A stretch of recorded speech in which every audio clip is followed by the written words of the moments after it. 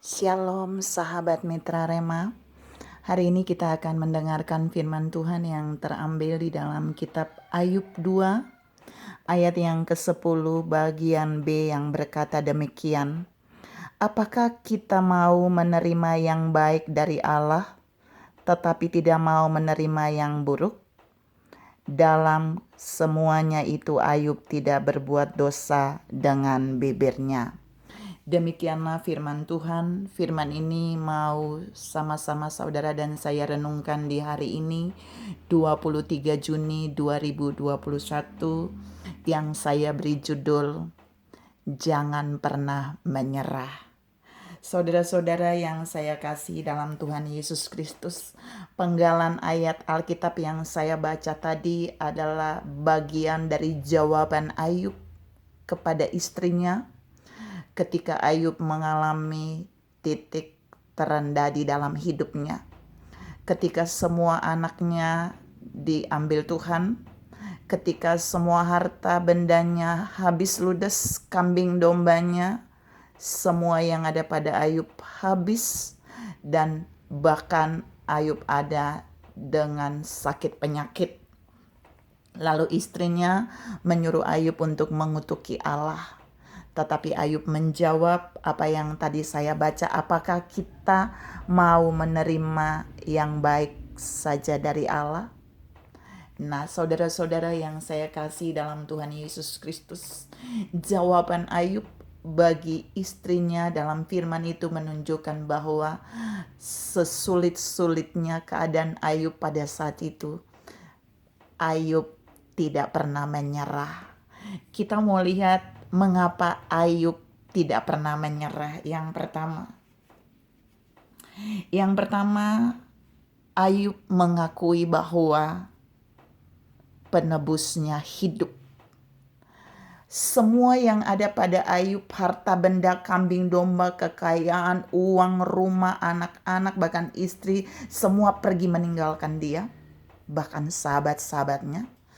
Tapi Ayub mengakui bahwa aku tahu penebusku hidup. Ayub berkata bahwa dia percaya bahwa penebusnya hidup. Dia percaya bahwa Allah itu hidup. Ayub mengakui bahwa Tuhan itu hidup. Kalau Tuhannya hidup, berarti Tuhan itu tidak akan membiarkan Ayub mengalami hal terburuk itu selama-lamanya. Saudara-saudara yang saya kasihi dalam Tuhan Yesus Kristus, Ayub mau membuktikan buat saudara dan saya bahwa dalam titik terendah di hidupnya, dia tetap bisa percaya bahwa Allahnya hidup. Dia tetap bisa mengatakan bahwa aku tahu penebusku hidup. Nah, Tuhan mau katakan buat saudara dan saya di poin 1 ini.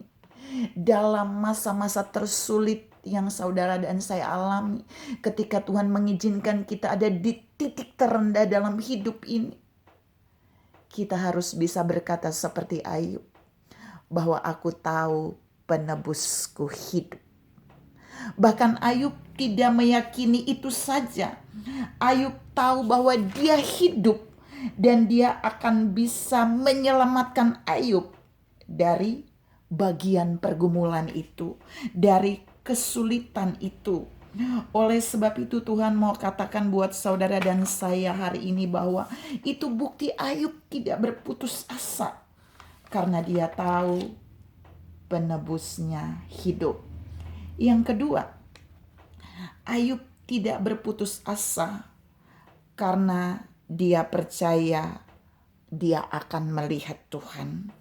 Kalau saudara baca di seluruh kitab Ayub, ada salah satu bagian yang Ayub katakan, aku tahu aku akan melihat Allah. Jadi dalam kesulitan yang Ayub alami, dalam masa-masa sulit yang Ayub alami, dalam titik terendah hidupnya ketika semua orang sudah meninggalkan dia, dan ketika dia tidak lagi memiliki apa-apa, dia percaya dia akan melihat Allah. Saudara tahu, Di bagian firman itu Ayub mau tunjukkan bagi saudara dan saya bahwa hatinya tetap tidak kecewa dengan Allah. Ayub tetap menjaga hatinya. Ayub tidak menyerah dengan masalah yang sedang dia hadapi. Karena dia tahu jika dia melihat Allah, pasti ada sesuatu yang akan terjadi. Saudara-saudara yang saya kasihi dalam Tuhan Yesus Kristus, itu ada di dalam Ayub 19 ayat 25 sampai ayat 27. Ayub bilang, aku yakin aku akan melihat Allah. Aku yakin aku akan melihat kepadanya. Nah itu juga sama dengan di poin 1 di dalam bagian itu di ayat yang ke-25. Ayub berkata di dalam Ayub 19 ayat 25, aku tahu penebusku hidup. Jadi bukan saja Ayub percaya penebusnya hidup. Di poin 2, Ayub yakin bahwa dia akan melihat Tuhan. Maksudnya Tuhan mau katakan buat saudara dan saya bahwa dalam penderitaan, dalam kesulitan, dalam hal-hal terpahit dalam hidup saudara dan saya, percayalah, saudara pasti akan melihat Tuhan di balik bagian itu. Seperti yang Ayub alami. Itu bukti Ayub tidak putus asa. Yang ketiga, Ayub pernah mengeluh tentang keadaannya. Di dalam Ayub 16 ayat 12, Ayub berkata, aku hidup dengan tentram, tetapi ia yaitu Allah, ia menggelisahkan aku ditangkapnya, lalu dibantingnya, dan aku ditegakkannya menjadi sasarannya. Nyanya itu tuh semua Tuhan. Jadi Ayub tuh seperti keluhkan isi hatinya kepada Tuhan. Dia bilang dia lagi tentram, dia lagi baik, lagi ada di zona nyaman. Tapi tiba-tiba Allah buat dia gelisah. Dia bilang, lalu Allah tangkap dia, Allah banting dia, lalu Allah tegakkan dia kembali dan dia menjadi sasaran Allah. Maksudnya apa di sini? Ayub lagi ada di zona nyaman, punya kambing domba yang banyak, punya anak-anak yang luar biasa 10 orang, punya usaha yang sukses. Tapi tiba-tiba Allah membawa dia dalam satu proses. Dia gelisah dengan proses itu. Kemudian dia bilang Allah menangkap dia. Allah menaruh dia di posisi di mana dia tidak bisa bergerak kemana-mana.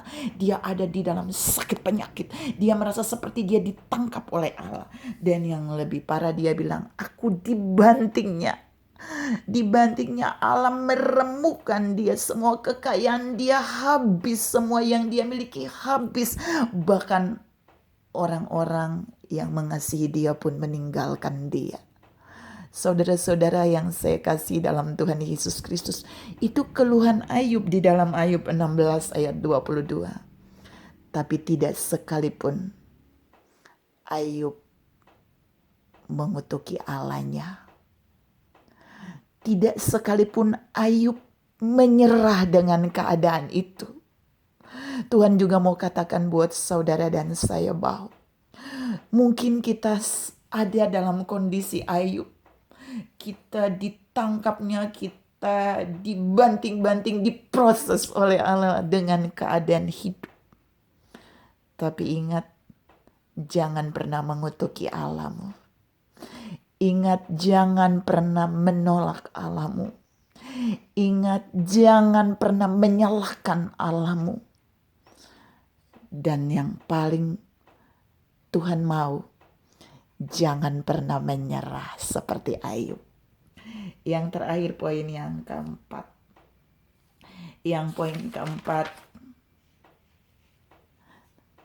Ayub mengakui bahwa Allah sanggup melakukan segala sesuatu dan tidak ada rancangan Allah satupun yang gagal. Ayub 42 ayat yang kedua. Ayub bilang, aku tahu bahwa engkau sanggup melakukan segala sesuatu. Artinya Ayub sedang berkata dengan iman bahwa walaupun dia punya keadaan yang sulit, ada di titik terendah, ada di titik nol, dalam keadaan sakit, dalam keadaan ekonomi yang morat-marit hancur, usaha bisnis hancur, rumah-rumah anak-anaknya hancur, semuanya hancur. Tapi dia katakan dengan iman, bahwa aku tahu Allah sanggup melakukan segala sesuatu.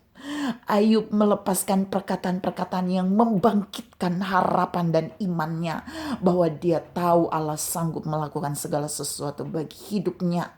Tuhan juga sedang mau menunjukkan ini buat saudara dan saya. Dalam keadaan tersulit di titik terendah hidup Ayub, Ayub tetap berkata dia tahu Allah sanggup melakukan segala sesuatu baginya dan tidak ada rancangan Allah satupun yang akan gagal.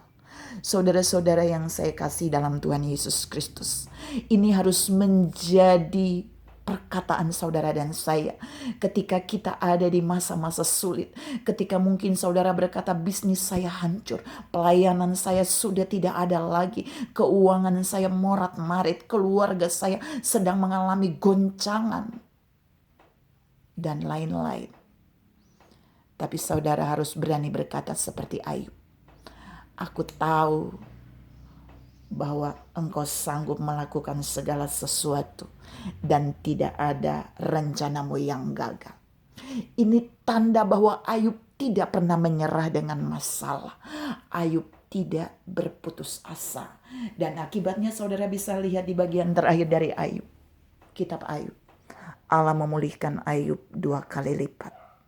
Jika saudara dan saya tidak pernah menyerah, maka kita akan lihat pemulihan itu akan datang lambat atau cepat. Dan kita akan berkata bahwa Allah kita adalah Allah yang hidup. Kita akan bisa berkata seperti Ayub, aku tahu penebusku hidup.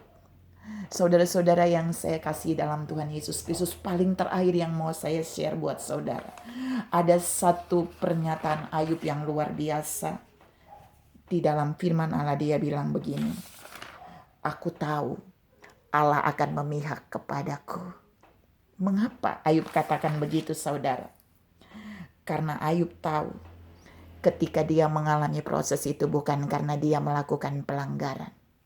Tapi Allah mengizinkan itu untuk Allah memperlihatkan kepada iblis bahwa Ayub tetap adalah pribadi yang saleh di hadapan Allah, yang bergaul karib dengan Allah. Tuhan mau katakan buat saudara dan saya di bagian terakhir ini. Terkadang proses ujian, masalah, badai, tantangan datang dalam hidup saudara dan saya seperti Ayub. Itu bukan karena Allah tidak mengasihi kita. Itu bukan karena Allah meninggalkan kita. Tapi itu bagian daripada Allah ingin menunjukkan bagi iblis bahwa Allah memiliki orang-orang yang tetap setia mencintai Allah. Saat badai, proses, masalah datang, Allah akan bangga dan berkata kepada iblis, kamu lihat, dia tidak pernah meninggalkan aku. Dia tidak pernah menyerah karena dia tahu aku hidup. Tuhan mau saudara dan saya menangkap bagian ini supaya setiap kali masalah datang, tantangan datang, persoalan datang, ketika kita ada di titik tersulit dalam hidup, ada dalam penderitaan, jangan pernah menyerah. Tuhan memberkati saudara berlimpah. Salam, jangan pernah menyerah. Amin.